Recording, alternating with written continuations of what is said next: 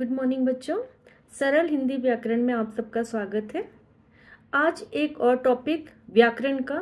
जब आप प्राइमरी कक्षाओं से ऊंची कक्षाओं में पहुंचते हैं 6th 7th 8th और उसके आगे, तो 9th 10th तक के बच्चे भी शब्द युग्म हम आज सीखेंगे।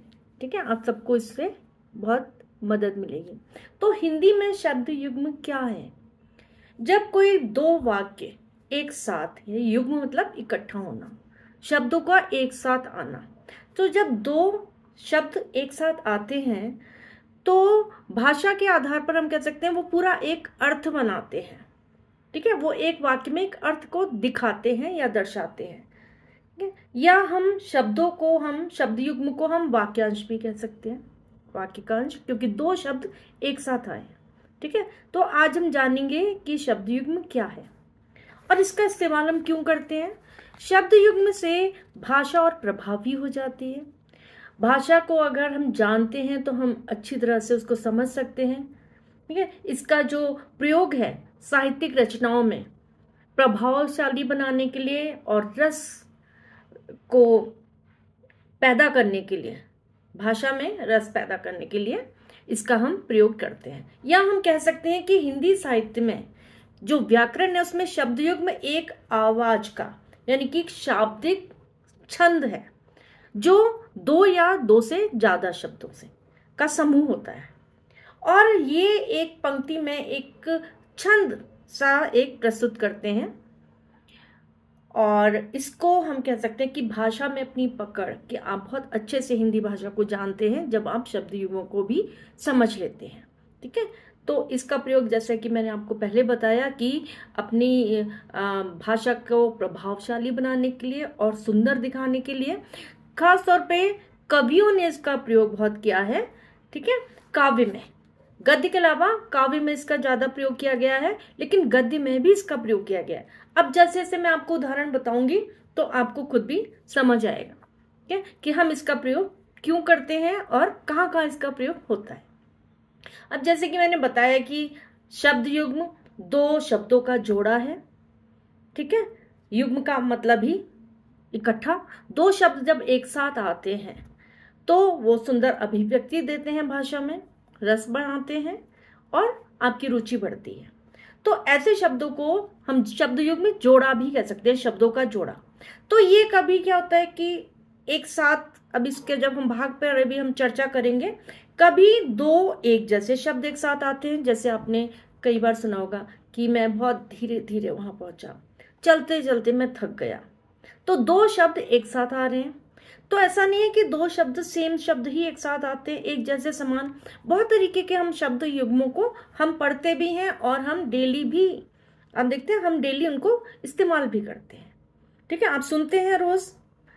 तो शब्द युग्म जो हैं कभी कभी वो विपरीत अर्थ वाले भी होते हैं, कई बार वो निरर्थक और सार्थक शब्द होते हैं। हमने पहले की कक्षाओं में शब्दों का जब हमने प्रयोग पढ़ा था उसमें हमने बहुत तरह के शब्द पढ़े थे। सार्थक शब्द जो मीनिंगफुल होता है, निरर्थक जिसका कोई मतलब नहीं होता। तो ऐसे भी शब्द युग्म यानी कि शब्दों के जोड़े हैं जिनको हम रोज सुनते हैं या हम इस्तेमाल करते हैं भाषा में। तो मोटे मोटे तौर पर हम 6 तरह के शब्द युग्मों की बात आज करेंगे। ठीक है, तो पहला है पुनरुक्त। पुनरुक्त ऐसा शब्द जो सेम शब्द, अभी ऐसे मैंने बात की ना धीरे धीरे, तो सेम शब्द जो हम यूज करते हैं, यानी कि हम दो एक जैसे शब्दों का प्रयोग करते हैं, उसको हम पुनरुक्त कहते हैं।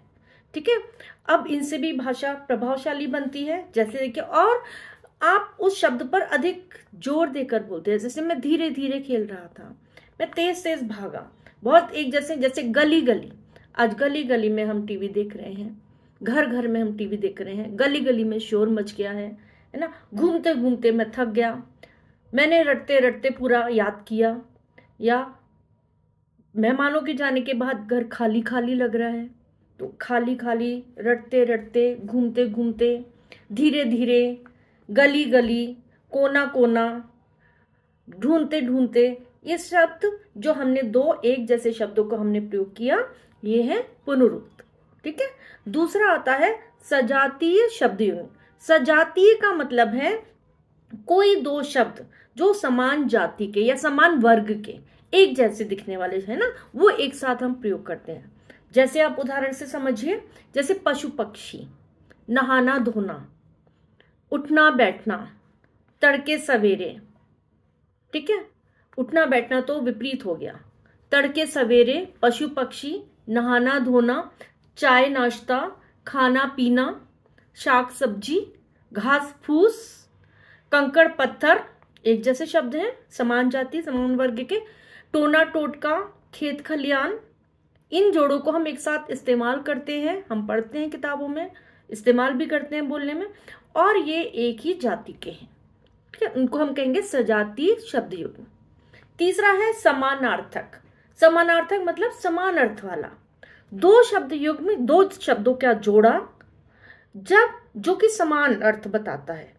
ठीक है, एक जैसा होता है लेकिन हम उनको इस्तेमाल करते हैं। देखो इसका, जैसे हम एक उदाहरण देंगे, आदर सत्कार, मान सम्मान। ठीक है, सुबह सवेरे या भाग दौड़ ना, भागना दौड़ना सेम ही है ना, तो समानार्थक है। हंसी खुशी, शादी ब्याह का घर, शादी ब्याह, शादी भी है ब्याह भी, दोनों का एक मतलब है, लेकिन हम उनको एक साथ शब्द युग्म के तौर पर हम उन्हें प्रयोग करते हैं। ठीक है, तो सुबह सवेरे, मान सम्मान, आदर सत्कार, भाग दौड़, तो ये है समानार्थक शब्द। अब है विपरीतार्थक। विपरीतार्थक यानी कि जब हम दो ऐसे शब्दों का इस्तेमाल करते हैं जो कि विपरीत अर्थ वाले हैं, लेकिन वो एक साथ इस्तेमाल होते हैं जब हम शब्द युग्मों का इस्तेमाल करते हैं। ठीक है, तो ये होते हैं दो विपरीत शब्द, विपरीत अर्थ वाले शब्द। ठीक है, जैसे दिन रात, मैंने दिन रात मेहनत की। नया पुराना, सांझ सवेरे यानी कि शाम और सवेरे। ठीक है, पति पत्नी, भाई बहन, अपना पराया, माता पिता, इधर उधर, यहाँ वहाँ, नया पुराना। ये जो है शब्द विलोम शब्द हैं, विपरीतार्थक है, लेकिन हम देखते हैं कभी कहानी में, कविता में, कहीं भी ये एक साथ प्रयोग में आते हैं जो कि विपरीत अर्थ बताते हैं, जबकि फिर भी हम इन्हें एक साथ प्रयोग में लाते हैं, तो ये शब्द युग्म हो जाते हैं विपरीतार्थक। नेक्स्ट है सार्थक और निरर्थक। बहुत मजेदार है ये। सार्थक यानी कि मीनिंगफुल शब्द जिसका कोई अर्थ है, निरर्थक जिसका कोई शब्द का अर्थ नहीं है, लेकिन वो जब एक साथ मिल जाता है तो वो एक शब्द युग्म के तौर पर आता है। जैसे चाय वाय, कहते हैं हमने चाय वाय सब पी ली, अब चले। तो चाय तो ठीक है, लेकिन वाय क्या था, कुछ नहीं था, वो निरर्थक है। ऐसी चुपचाप, चुप तो ठीक है, चुप और चाप, लेकिन जब हम इसे एक साथ लेते हैं तो इसका मतलब है चुपचाप। ठीक है, खाना वाना, गप शप, गप तो ठीक है हमने मारी, लेकिन शप हम इस्तेमाल करते हैं। लड़के वड़के, बाय शाय, काम वाम, आपको कोई काम वाम नहीं है, काम तो ठीक है बट वाम क्या है, ऐसी वड़के, घूम घाम, आप आ गए घूम घाम कर, घूम कर तो आ गए, लेकिन घाम क्या है, निरर्थक शब्द है। ऐसी जोड़ जाड़ है ना, तो जोड़ जाड़ के मैंने देख लिया हिसाब तो गलत है, जोड़ना तो ठीक था, जाड़, जाड़ शब्द निरर्थक है। ऐसे कूड़ा करकट, कूड़ा ठीक है बट करकट, लेकिन वो साथ में आता है, शब्द युग्म में बनता है। सीधा साधा, अरे मैं तो बहुत सीधा साधा समझ रही थी, ये तो बहुत तेज है। सीधा तो ठीक है बट साधा, साधा कुछ नहीं है, वो निरर्थक शब्द है। ऐसी घूमना फिरना, फिरना निरर्थक है, घूमना ठीक है। लूट पाट, लूट तो ठीक है बट पाट शब्द कुछ नहीं है, निरर्थक है, लेकिन साथ में लगता है लूट पाट मची हुई है। इसे बची खुची या बचा खुचा, सारा बचा खुचा उठाओ और अब यहां से चलो, है ना। या बची खुची जिंदगी जो है वो चैन से गुजारो। बची तो ठीक है, खुची या खुचा निरर्थक शब्द, लेकिन जब वो जुड़ जाता है तो वो एक शब्द युग्म बनता है और वो इस्तेमाल होता है। अब ये तो हो गया एक सार्थक और एक निरर्थक। लास्ट है छठा, निरर्थक शब्द युग्म, यानी कि दोनों शब्द का जोड़ा साथ में आता है तो शब्द युग्म है, और अगर वो अलग अलग करें तो वो निरर्थक है। पहला शब्द भी निरर्थक है, दूसरा भी निरर्थक है। कैसे देखें, हम इस्तेमाल करते हैं ऊट पटांग। ऊट, ये ऊंट नहीं है, ऊट है। ऊट पटांग, ऊट का कोई मतलब नहीं ना पटांग का, लेकिन जब एक साथ हुआ तो ऊट पटांग यानी कि बेकार। ऐसी अनाप शनाप, क्या अनाप शनाप बक रहे हो, यानी कि बेकार की बात कर रहे हो। अंट शंट भी ऐसा ही है ना, अंट का कोई मतलब ना शंट का, लेकिन एक साथ जुड़कर बना वो एक शब्द युग। ऐसे अनाप शनाप जुड़कर बना एक नया शब्द युग। ऐसे हम देखेंगे ऊबड़ खाबड़, ना तो ऊबड़ का कोई अर्थ है ना ही खाबड़ का, लेकिन जब दोनों एक साथ मिलते हैं तो वो बनता है एक शब्द युग में जो कि निरर्थक है।